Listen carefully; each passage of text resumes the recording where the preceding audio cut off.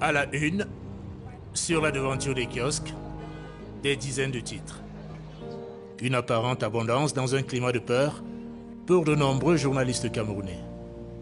On aura du pain de fer planche parce que avant-hier, j'en ai reçu encore. Au quotidien privé le jour, ces deux reporters sont en liberté surveillée. Ils ont obtenu leur libération conditionnelle après 5 jours aux arrêts dans les cachots d'une unité spéciale de la police. Leur interpellation a eu lieu en plein reportage alors qu'ils couvraient l'arrestation de Maurice Kamto, l'opposant qui conteste la réélection de Paul Biya à la tête du Cameroun. Des journalistes qui écrivent aujourd'hui sous pression car convaincus d'être dans le collimateur du pouvoir. Il y a comme une sorte de chape de plomb, une sorte d'épée de Damoclès qui pèse sur nos têtes. Et en réalité, c'est une voix qui parle en vous. Chaque fois que vous êtes amené à écrire un article, chaque mot que j'utilise, je vais me demander comment ce mot sera interprété par nos bourreaux. Les dirigeants de ce pays ont installé la peur partout. Ils ont installé la peur. Et ceux qui n'ont pas peur, ou ceux qui ont accepté de fonctionner comme eux, font exactement ce qu'ils demandent de faire, c'est-à-dire la presse aux ordres. Parmi les journaux accusés d'être aux ordres du régime, L'Épervier et ses titres jumeaux, La Veuve et l'Orphelin. 3 publications qui partagent très souvent les mêmes unes, toutes fabriquées dans ce bâtiment de Yaoundé, au siège de ce groupe de presse créé par un cadre du parti au pouvoir. Un homme qui assume son unique ligne éditoriale, défendre les 37 ans de présidence de Paul Biya, un président qui serait, d'après lui, la victime d'un complot de l'Occident. Ces blancs-là, c'est-à-dire, quand on parle de l'Union européenne, qu'on ajoute même les États-Unis, qu'on ajoute même tous ces pays.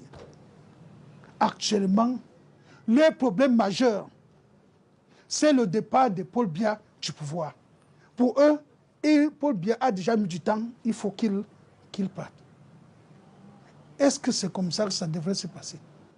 Si vous l'avez supporté donc pendant 35 ans, laissez plutôt aider plutôt que la sortie soit honorable. Ce n'est pas la brutalité.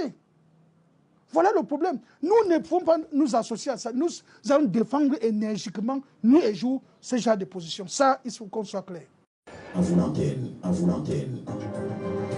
Dans la capitale du Cameroun, des journaux utilisés comme armes politiques au service du pouvoir et sur les ondes, des émissions conçues pour enflammer les esprits. Sur la rubrique « On n'est pas forcément d'accord » et c'est sur le grand direct sur RIS Radio ce matin.